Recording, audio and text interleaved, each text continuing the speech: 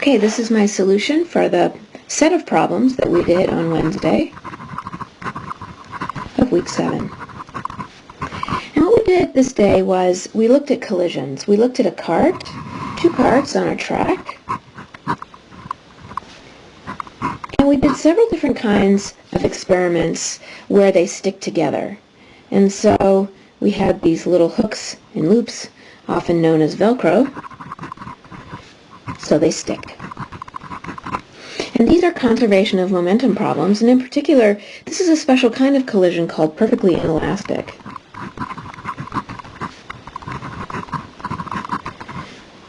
And in hindsight now, we know that the perfectly inelastic means that, that momentum is the only thing conserved, so no conservation of energy.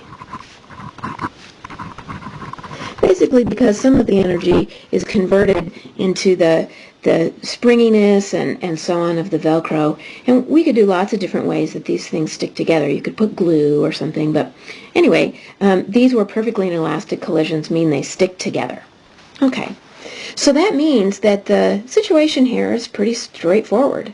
So if we have, say, a mass m1 and a mass m2, and let's imagine that we have some initial velocity v, we said that the conservation of momentum means that the total momentum beforehand is equal to the sum of the momentum afterwards. Why? Because all of the impulse that m1 exerts on m2 is equal and opposite to the impulse that m2 exerts back on m1.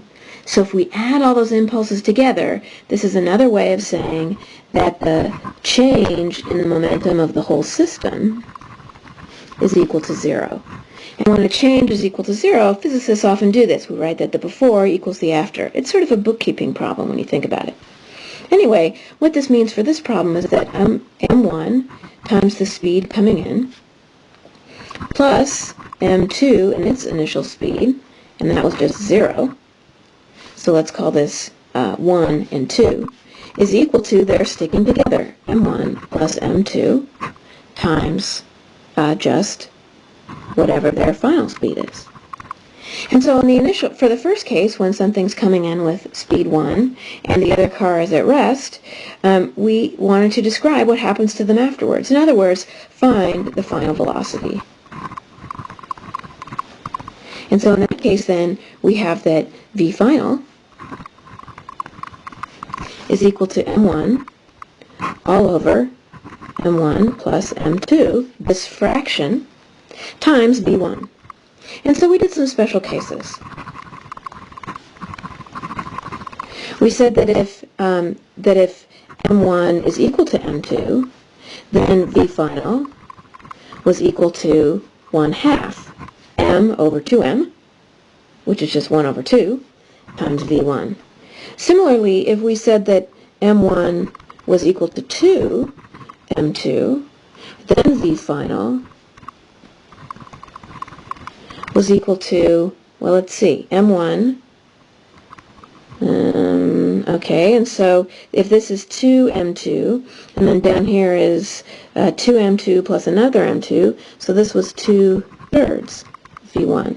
On the other hand, if m2 times 2 was equal to m1, in other words, if the car coming in has twice the weight of m2, and then let's see what happens when we do that.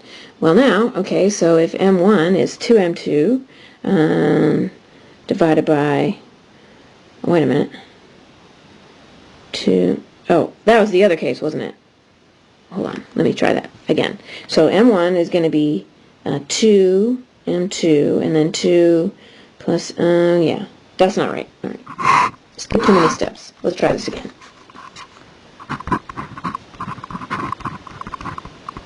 So m1 equals m2.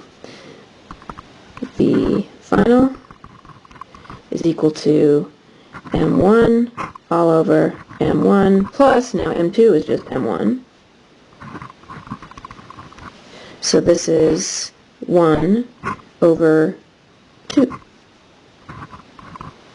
Oop, this was v1. Okay, let's try another one. So what if M1 is equal to 2M2? Then V final is equal to 2M2 all over, let's see, M1 is just, now I'm looking down here, so this is 2M2 plus M2, which is, oh no, that's okay, 2/3 V1. Now let's try the other one. So, oh, I see what I was doing. These are the same. Okay, funny. So I was okay the first time. Anyway, it's good to show these extra steps, don't you think? So now let's try it again, that now M1 is going to be half of M2. So M1 is equal to 1/2 of M2. So now V final is, so basically we have a lightweight cart coming in and hitting a big cart. In fact, you might want to think about that. Predict what's going to happen. Okay, so here we go. So V final is M1 over M1 plus M2 times V1. So this is 1/2 M2 all over, let's see, 1/2 3/2 M2, which is just, if I multiply both sides by 2, top and bottom, I get 1/3 V1. So I'll check, does this make sense? Yes, this makes sense, because if I have a lightweight thing hitting a heavy thing, it should be slower than if on the previous page I have a heavy thing, or a heavy thing hitting a lightweight thing. So that one should be faster. And yes, it is. Okay. Right. Okay, what next? So what if they start together and explode apart? If they start together and explode apart,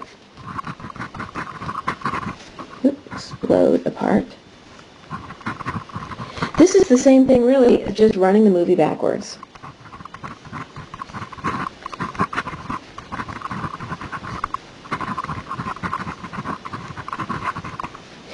So, in fact, the mathematics don't change at all. And so we can write this instead as M1 plus M2, say some V initial, equals M1 V1 final plus M2 V2 final. And so we showed that, in fact, if you have them starting from rest,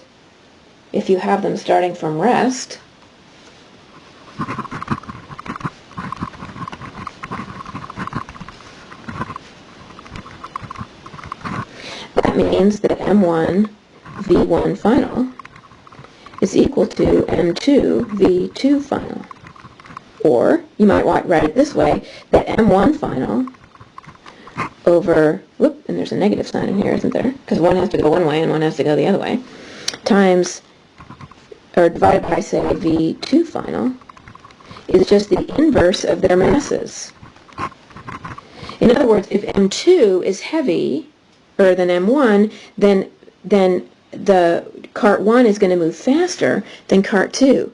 But that really makes sense, right? So in order for them to share equal and opposite momentum, because the initial momentum is 0, in order for the total momentum to stay 0, the lightweight cart has to move faster than the heavier cart.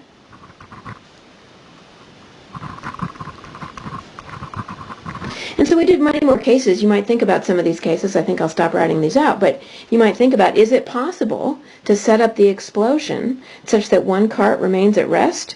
Sure. All you have to do is run it backwards, run the previous problems backwards. Of course, if you have to get it going exactly right. But you can do things like start equal mass carts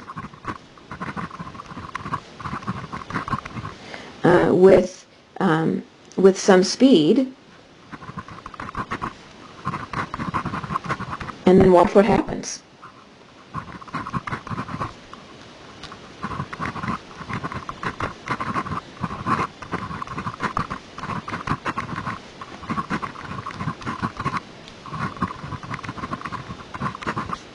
and so on. So we can do lots of these kinds of examples. But the question then comes in, what if they bounce?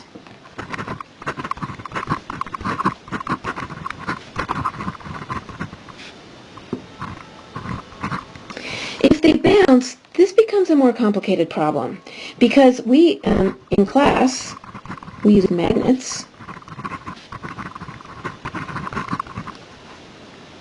to repel. And in that case, it gets more complicated. And the reason why it's complicated is because now momentum and energy are conserved. For example, m1 v1 plus m2 v2 has to be equal to now m1 v1 final plus m2 v2 final. And 1/2 m1 v1 initial squared plus 1/2 m2 v2 initial squared equals 1/2 m1 v1 final squared plus 1/2 m2 v2 final squared. So both momentum and energy have to be conserved. So let's take a special case. Let's say you have equal mass carts.